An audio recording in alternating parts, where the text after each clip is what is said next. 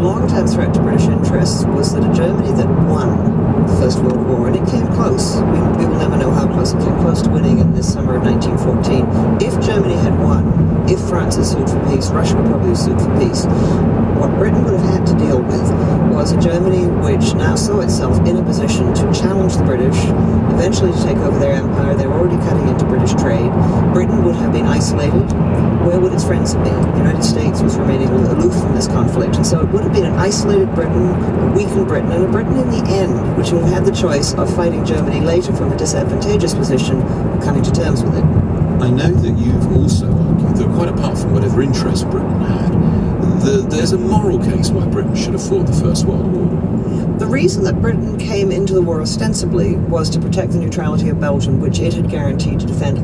But there was a much wider issue here, and that was the right of small nations to be free from invasion and pressure from bigger powers on their borders. And a lot of British, including David Lloyd George, who was one of the pivotal figures in the cabinet, felt this very strongly indeed. John Sharmley. I think the idea that what we had to do in 1914 was morally fight for the rights of small nations is pretty rich, given the fact that the British Empire had extinguished the rights of an awful lot of nations. It really is simply outrageous piece of imperial patriotism to argue that the power that dominated the globe was in the favour of the rights of small nations. Go tell it to the Maoris, go tell it to the Aborigines.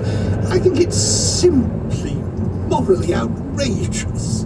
My mother always used to say 2 wrongs don't make a right, and I think the British, yes, had behaved in the past in particular ways which we would now find repugnant. But let's look at the Britain of 1914. This was a Britain that was about to give home rule to Ireland. It was a Britain that was moving gradually to give more and more self-government to the dominions.